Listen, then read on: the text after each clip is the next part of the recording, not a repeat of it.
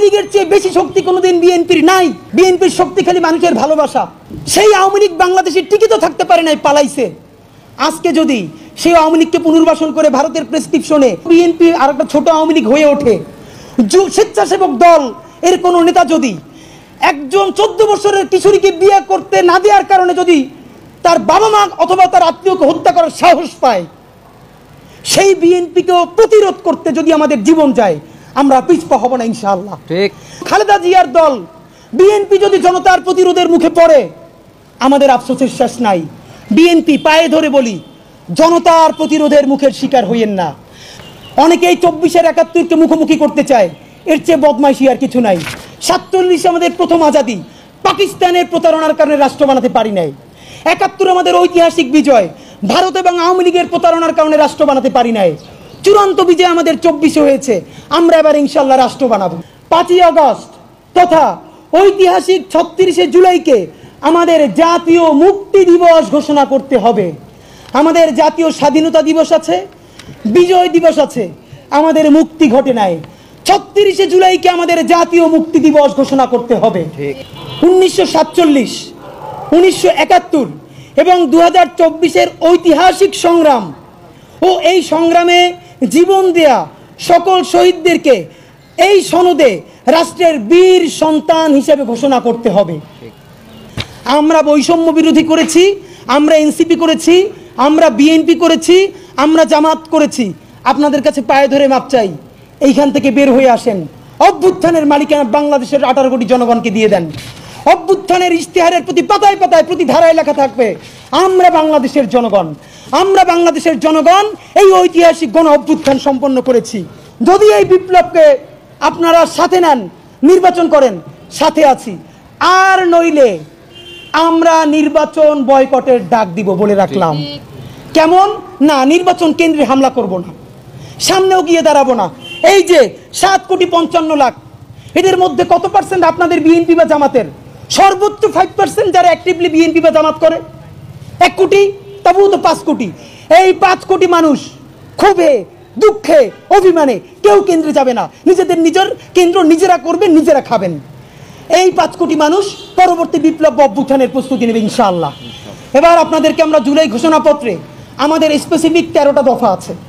এই 13 দফা ঘোষণা পড়ে আপনাদেরকে শোনাতে চাই, বলে রাখতে চাই, এই 13টা দফা জুলাই সনদে থাকতে হবে, এটা আমরা বলছি না, মানে এটাই জুলাই সনদ হবে। এই 13 দফার নিরিখে সরকারকে জুলাই সনদ প্রণয়ন করতে হবে এবং ঘোষণা করতে হবে। যদি সে ঘোষণা আগামী 25শে জুনের মধ্যে না করে, তাহলে আমরা সবার শেষে কর্মসূচি ঘোষণা করব।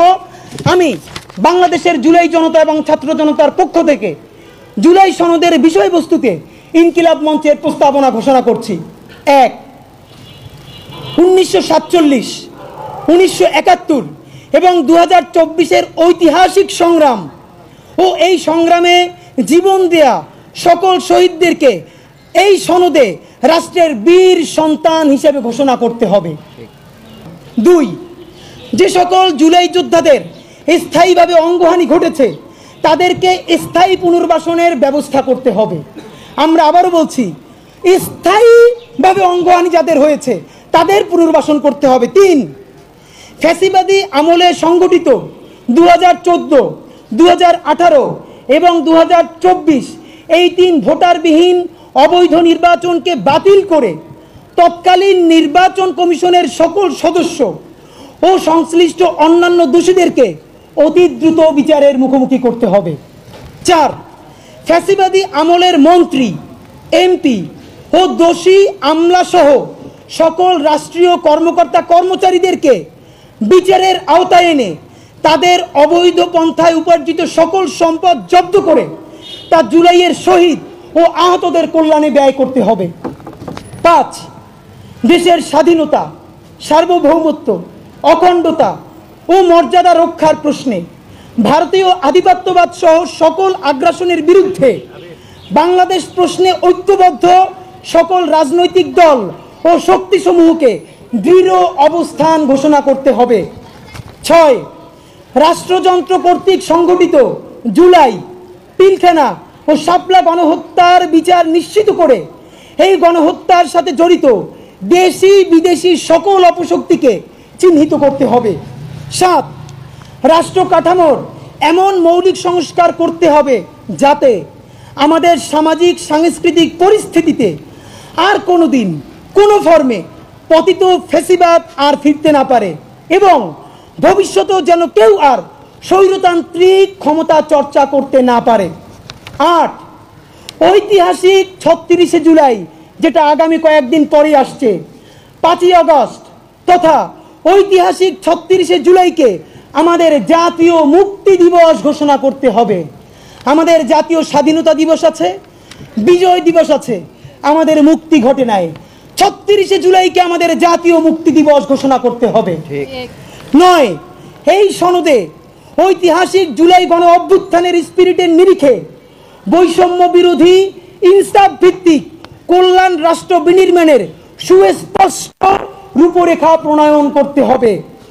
10, সংবিধান থেকে, যেটা বর্তমান সংবিধানে অ্যাক্টিভ আছে, সংবিধান থেকে জনবিরোধী ও জুলাই সনদের সাথে সাংঘর্ষিক সকল ধারা উপধারা বাতিল করে জুলাই সনদকে সংবিধানের তফসিলে অন্তর্ভুক্ত করতে হবে। 11, ঐতিহাসিক জুলাই গণ অভ্যুত্থানে অংশগ্রহণকারী সকল দল, মত এবং লিঙ্গের ন্যায্য শরিকানা নিশ্চিত করতে হবে, যেখানে বলা হবে আমরা বাংলাদেশের জনগণ এই ঐতিহাসিক গণ অভ্যুত্থান সম্পন্ন করেছি। 12, এটা ছোট কিন্তু এটাই সবচেয়ে গুরুত্বপূর্ণ, বাংলাদেশের সংবিধানের বর্তমানে এমন ভাষা পিএইচডি কইরাও অনেকের অর্থ উদ্ধার করতে জান বের হয়ে যায়। এইটা জনগণের সংবিধান হয় নাই। আমেরিকার সংবিধান পড়েন, পাতলা ছোট, ট্যাক্সি ড্রাইভারও পড়তে পারে। সুতরাং যেই গণ অভ্যুত্থান রিক্সাওয়ালা করেছে, ভ্যানওয়ালা করেছে, সবজিওয়ালা করেছে, সেই অভ্যুত্থানের সনদ তাকেও পড়ে বুঝতে পারতে হবে। আমাদের দাবি জুলাই সনদের ভাষাগত দুর্বোধ্যতা পরিহার করে আপামর জনসাধারণের জন্য তা সহজ ও সাবলীলভাবে উপস্থাপন করতে হবে। এবং সর্বশেষ 13 নম্বর দফা, জুলাই সনদ চূড়ান্ত করার পূর্বে জনগণের মতামতের জন্য তা ওয়েবসাইটে প্রকাশ করতে হবে। এই 13 দফার সময় আগামী 9 দিন।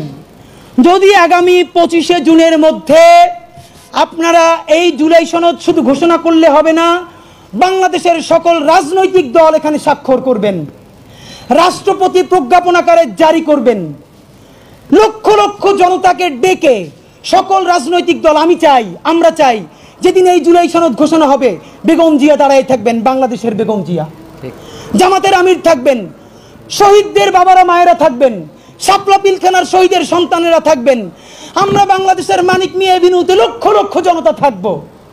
সবার সামনে জুলাই সনদ ঘোষণা হবে, সকল রাজনৈতিক দল এই লক্ষ কোটি মানুষের সামনে স্বাক্ষর করবেন, ওয়াদা করবেন কোনোদিন গাদ্দার